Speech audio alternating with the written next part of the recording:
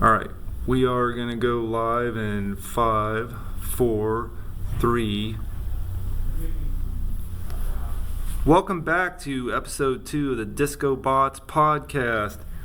Tonight we're going to be talking about women in STEM, specifically from the perspective of a high school senior and what it's like in her world and how to bridge the gap to get into a real career. So my name is David S.T.E.M, and I am really excited to be here with Sophia. Hi, good afternoon or good morning, depending on what time you're watching this. Thank you for having me, Mr. S.T.E.M, and this is going to be an exciting podcast. You betcha. So one of the things that I like to do every time I talk to somebody is get some of the background, and I thought it would be fun if you would tell us what are your greatest experiences as a high school engineering student and robotics team member.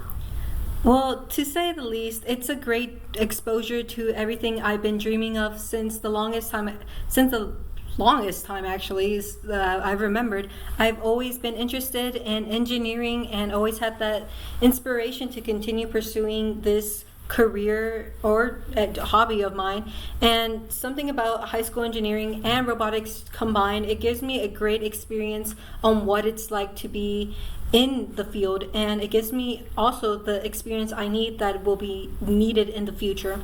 Something that I really like is the collaboration I get to use from the knowledge I gained from the high school engineering class, and then also what I can use it for during the robotics season.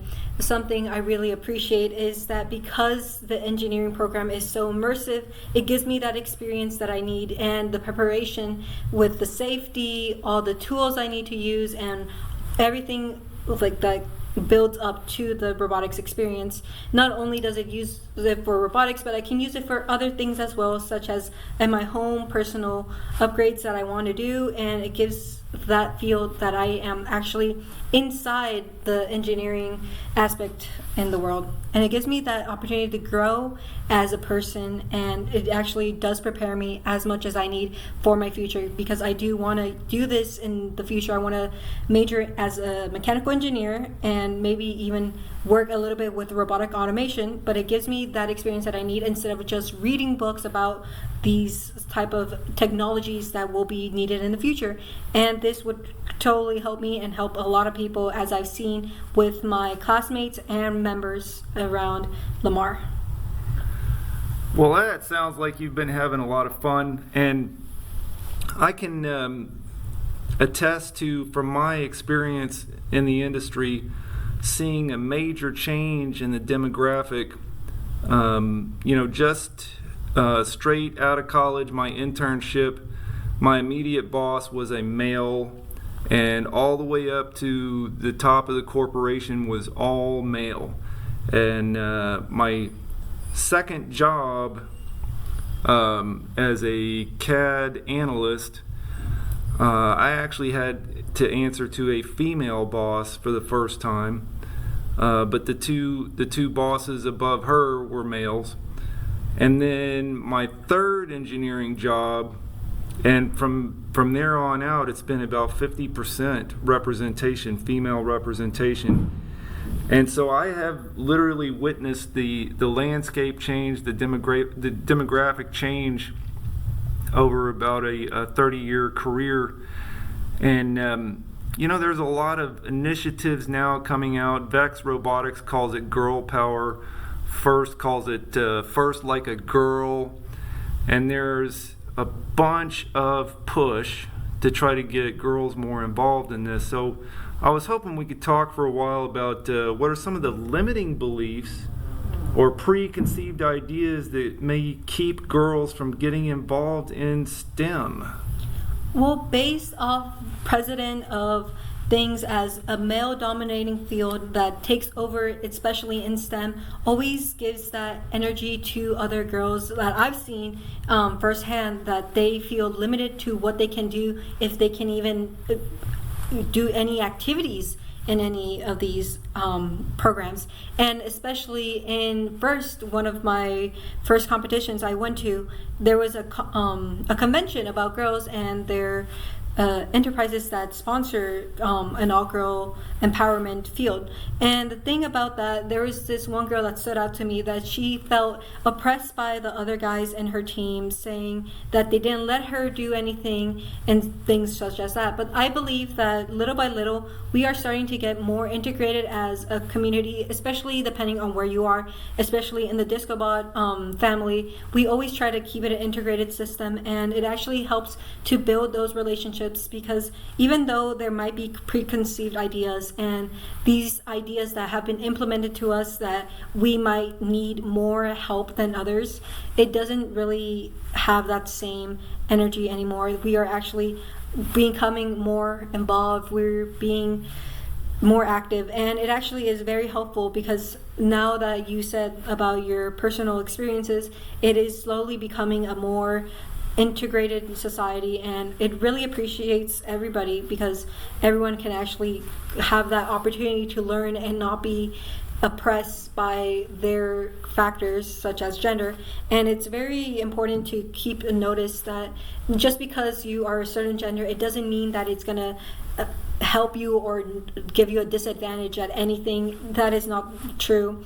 And little by little, we will have to see a different change. But I know here in the DiscoBot family, we are actually more familiar with the types of things that will happen if we are actually segregated based off gender, which is a complete factor that will never help anybody if we keep on trying to limit our potential. Because I know if we can work all together, we can actually have the best effects ever. We can have ideas from everybody, doesn't matter of anything, because it truly is just the ideas you have, and that's nothing that can be controlled by something biological.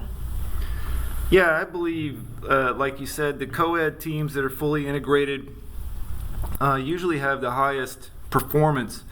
And it's not just about, trying to bring up girls into the STEM, but it's also about acclimating young men how to work with and even take orders from young women, which that's the reality that they're going to end up facing.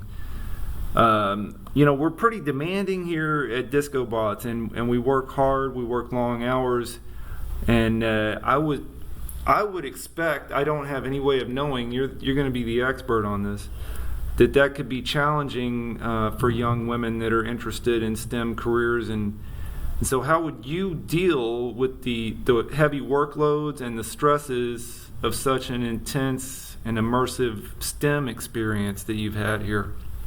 Well, everything is stressful to an extent, but something that I really appreciate about engineering and just manufacturing, having a hands-on immersive experience, as you have stated, it gives you the experience to actually learn what you're doing. And something that we appreciate here in the DiscoBots teams is that we have this design process and engineering where we actually, if we know something is right, we continue to have it. And something I appreciate about that helps me get over all the stress and workloads is that it actually helps me go back through my steps and do the engineering process, seeing what actually works and what can be improved on.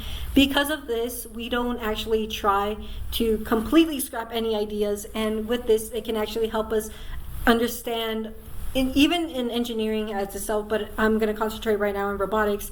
If we see something is wrong with the robot and we know that it worked before, we will go back to that, and that would help little by little give us more self-esteem to actually generate more ideas. Because if something a wise man once told me is, if something is not broken, why change it?